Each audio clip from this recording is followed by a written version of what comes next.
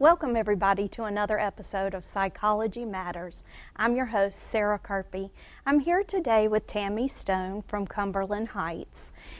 Tammy is here to talk with us today about women, addiction, and trauma. Tammy, tell us what you do at Cumberland Heights. I'm the Associate Clinical Officer over our inpatient programming. Thanks for being here with us today. Thank you. Tell me about women and addiction. Women in addiction is a very sensitive matter, and at Cumberland Heights we take great pains to make sure that our women feel that they are treated with kindness and understand that addiction is a very serious problem that needs a lot of specialty help to ensure that they're going to get the care that they need. How would I know if one of my friends is starting to show signs and symptoms of addiction? Well, you might notice that they're taking too much prescription medication at times whenever they shouldn't be taking it. Maybe they're running out too soon. Mm-hmm. Maybe they're having memory loss, can't reaccount. That would be called blackouts. Mm. They may be doing things that is out of character for themselves. They may have anxiety whenever they start to run out of that medication.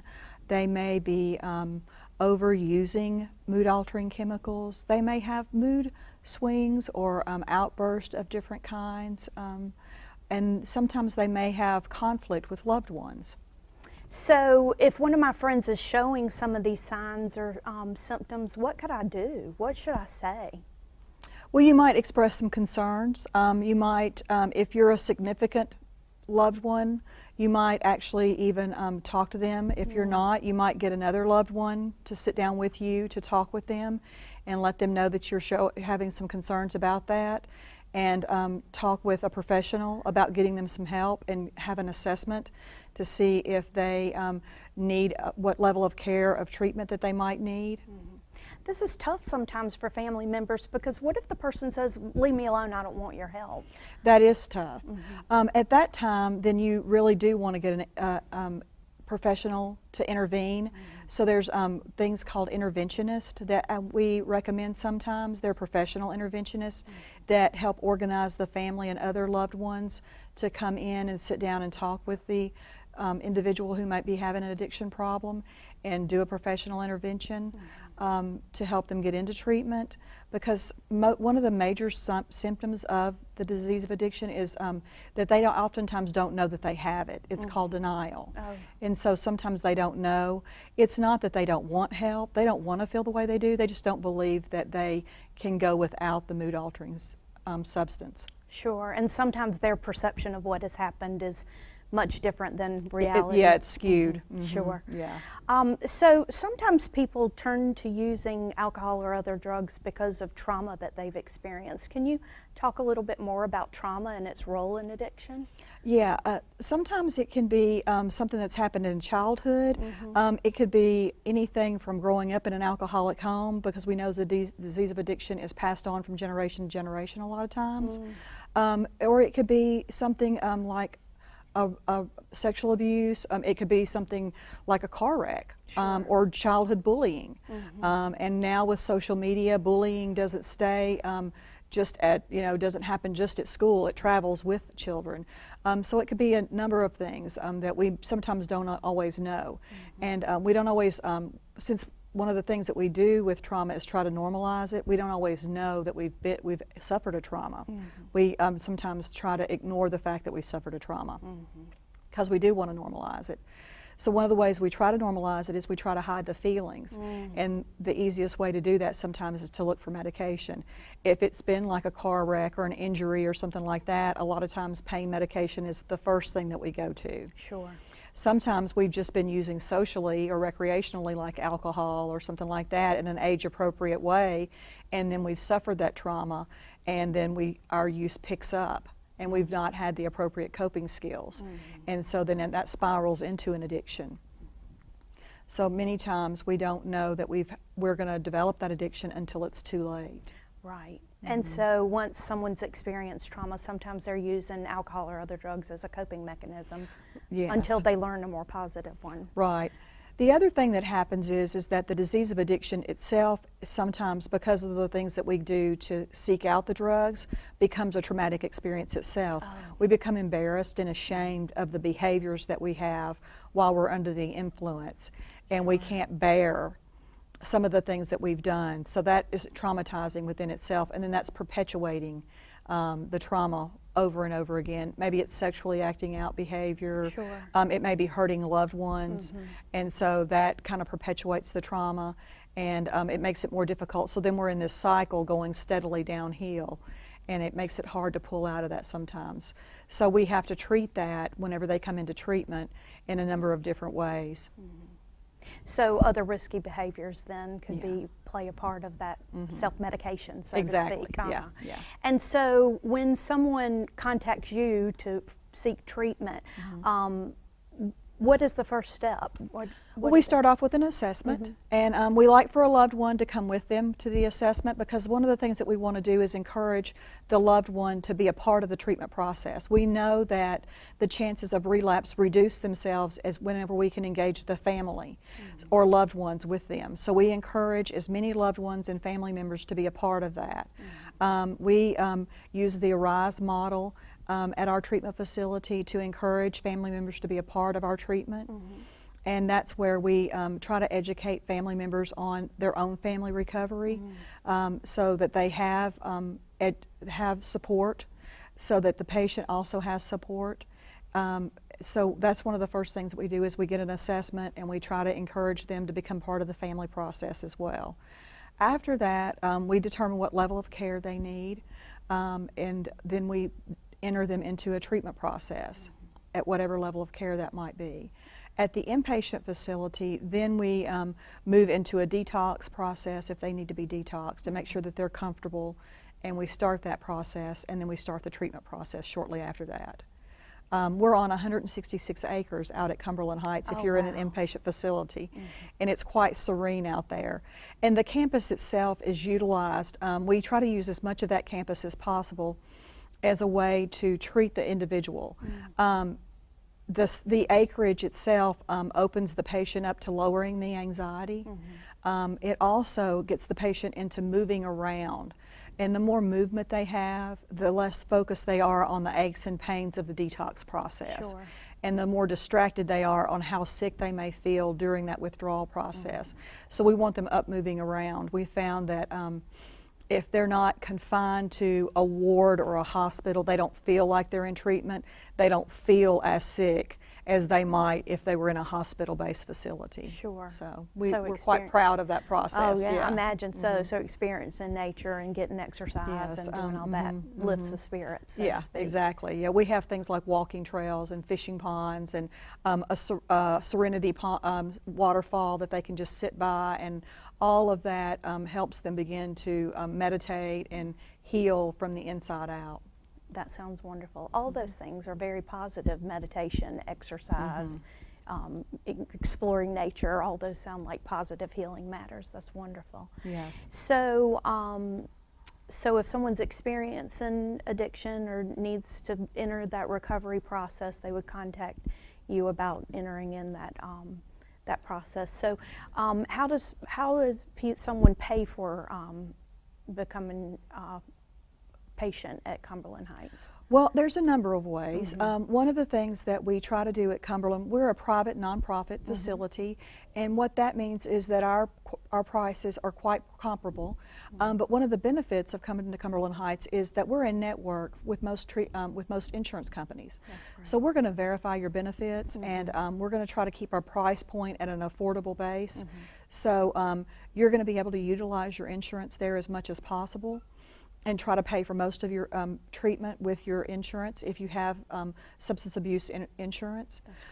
If you for some reason don't, and you meet criteria for a grant or for financial aid, we have that available there as well. We have a number of price points of different types of treatment. We have 12-step immersion programs, we have outpatient programs, we have a first-step program where they have a shortened length of stay, which is getting them medically stable and rolling them into outpatient. So in addition to making sure that they get their medical and their emotional needs met, we can look at meeting a financial need as well. We don't stress the financial need. We want to get the medical and the emotional need met first. But we also are in the business of making sure that the patient, what we know is that long-term recovery comes first. So we want to help the family look at a long-term recovery plan. So keeping them in treatment for as long as possible, that first year in some sort of structured type of treatment process is important, because our statistics show us that they stay sober longer if we do that. So in order to do that, we make sure that we kind of stretch their dollar as long as we can. Absolutely. And so we do that way, and try to map out a process for them. Right, so that longer bit of treatment in the beginning is really important for long-term recovery. Great. So particularly focusing on women, what are some issues that we need to be aware of that might predispose women to addiction issues? Well, one of the things that we know is that women become addicted faster than men.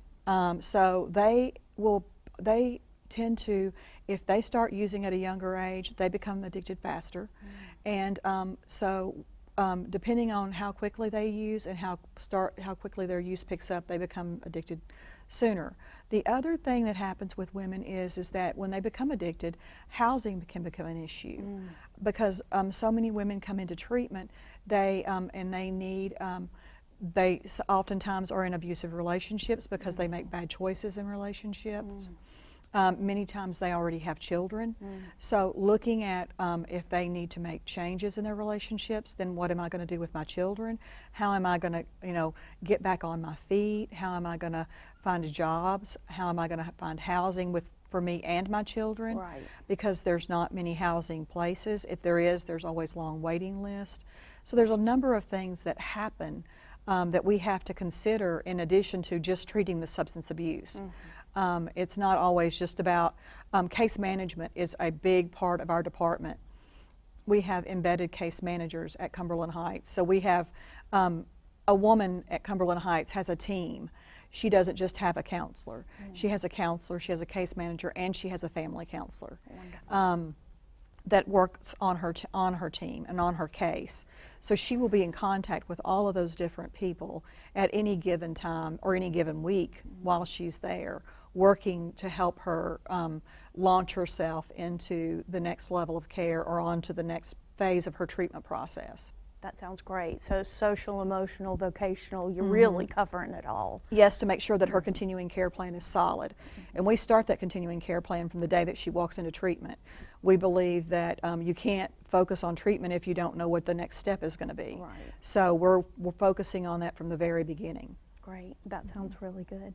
So what else would you advise us as far as if we have a loved one who is experiencing trauma or addiction and we're not sure what to say or how to be involved, or what we should do to try to make sure that they get the help that they need? What can we do if we're being a loved one and we really are concerned about someone we know and care about?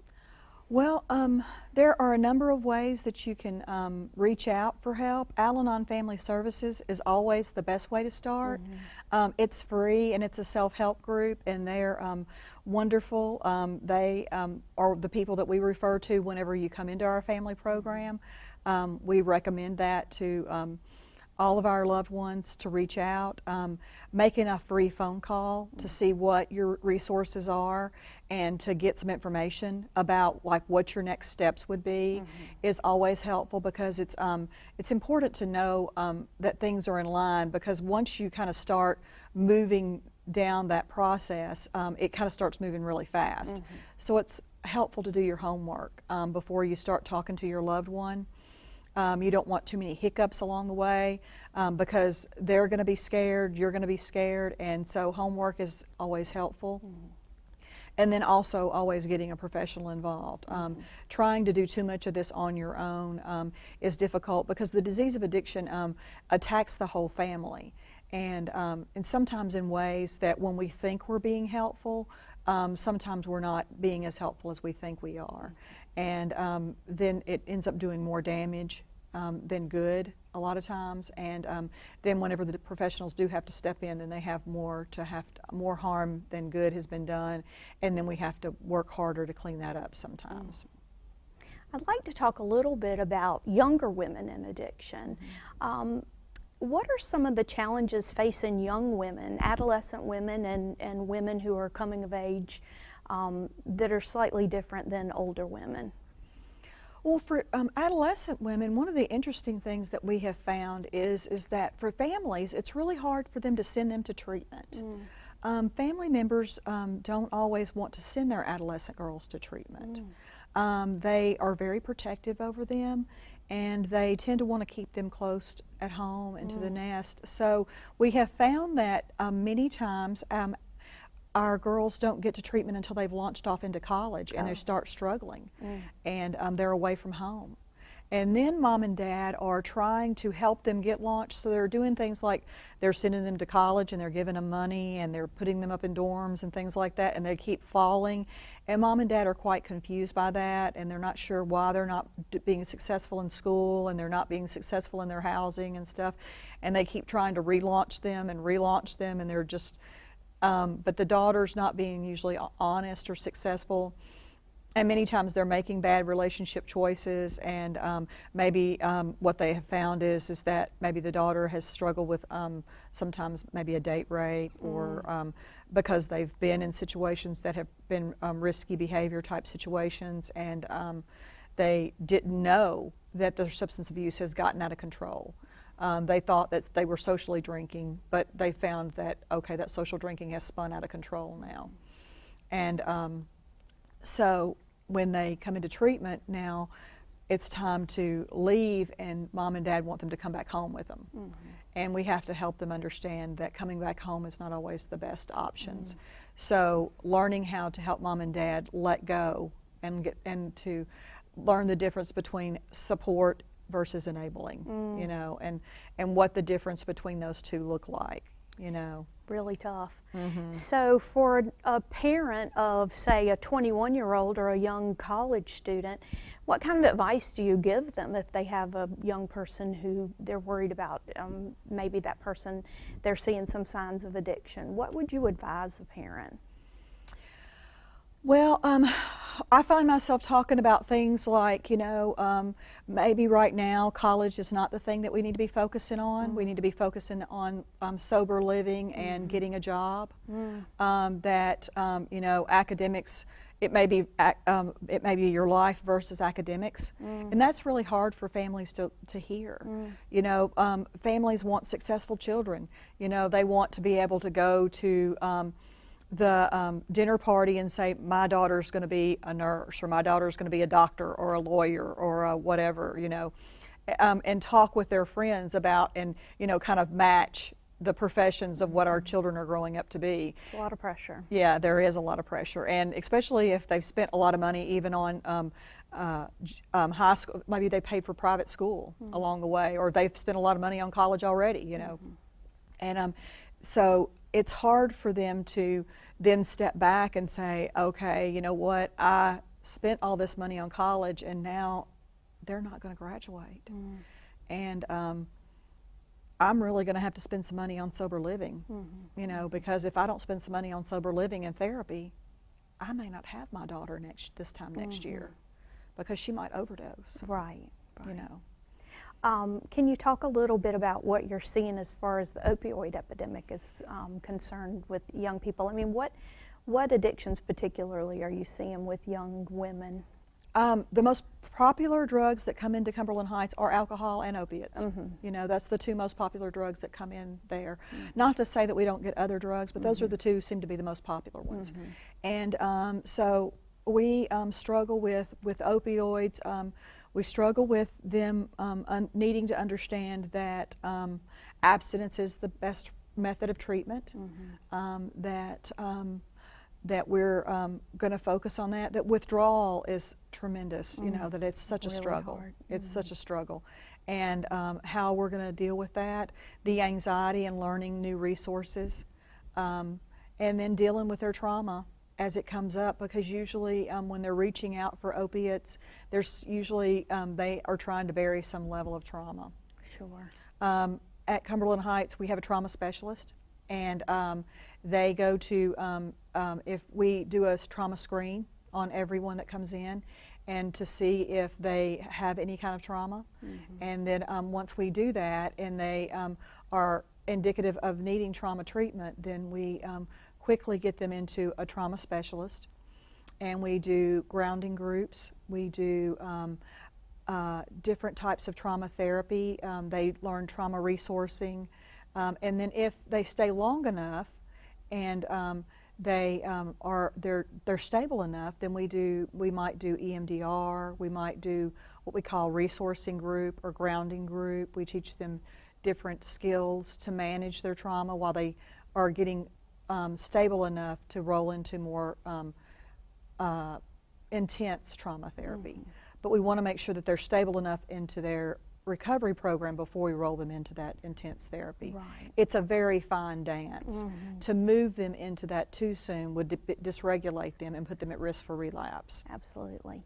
How about suicidal ideation and issues with suicide? Is that something that you help identify and treat at Cumberland Heights as well? We do. We find that anytime that they move from one level of care to the next, or that they are moving from one area maybe of treatment, that their suicidal ideations can go up. So we are very careful to monitor that. We are on a regular basis monitoring them for suicidal ideations. Even daily they're going through check-ins. They're going through anxiety check-ins, and they're also going through depression check-ins. And so we're checking them at several times during the day and also several times during the week to see how stable they are. And if they are showing any signs of that, then we're either getting them to the doctor, the medical staff, the psychiatrist, or they're meeting with their therapist and getting specialized treatment to help them learn some skills to manage that, to make sure that they're stable.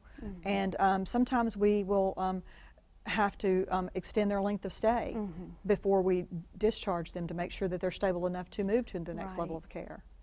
So after someone has gone through your program at Cumberland Heights, what are the next steps in their recovery? Well, if they've completed our inpatient facility, then they have a number of different options. We might recommend extended care, which is a 90-day program. We might recommend our 12-step immersion program, which focuses on the 12 steps, basic daily living skills of the 12-step of Alcoholics Anonymous. It's an immersion program.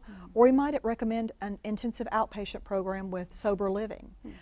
We have 12 outpatient programs across the Tennessee lines, and they ranging all the way from Chattanooga all the way out to Jackson, Tennessee, to Crossville, and then in the inner Nashville areas. But we also, if you can't go to a Cumberland Heights outpatient program, we might recommend that you go to another outpatient program. And outpatient's so important that we don't just recommend outpatient of Cumberland Heights, because it's not just about Cumberland Heights. Oh, sure. It's about outpatient. Sure. And so we might recommend outpatient with sober living. So we could recommend that. But we know that the next level of care, it's not about just leaving inpatient treatment and not going and doing something else. It's about doing the next step of your recovery process. Great. And so living with recovery after trauma and addiction, and you know, it is a lifelong process, right? It is, yes. Living in recovery is a lifelong process. This is a disease of addiction. It's a lifelong disease, and we know that you have to stay sober one day at a time for the rest of your life. And so we have aftercare. We want you hooked into a recovery process. We want the family hooked into a recovery process. Cumberland Heights has been around for 50 years. And part of that 50 years is having an aftercare program that keeps people coming back to the campus, either there at our main facility, in our outpatient programs, being involved in some sort of recovery process, maybe even a self-help program in your local area for a number of years, so that you know that recovery is a way of life. It's one of our mottos is recover life, because we want you to recover your life and it to become a part of your life, a way of your life. I love that motto. Yeah. So are there any other thoughts? We have just a couple of minutes left. Anything else that we didn't cover that you'd like to share with us before you go? I think the most important thing that we like to stress is, like I said, that it's a family disease and that we want family involvement. And that's probably one of the most things that we like to stress there, that we want the whole family to be involved as much as possible. And when we say family, we mean loved ones. Mm-hmm. It could be, you know, your best friend, right? Your recovery family, whoever that might be. Mm-hmm. Family is definitely defined more than just biological family. Oh, definitely, definitely so, yeah. So Tammy, if somebody wants to find out more about Cumberland Heights, how would they do that? They would go to our website at www.cumberlandheights.org. Great. Thank you so much for coming today and talking to us about women in addiction and trauma today. I'm Sarah Karpie. Thank you for watching today, the show Psychology Matters. And I hope you'll check us out on Facebook and on YouTube and give us your feedback and let us know what you thought of the show.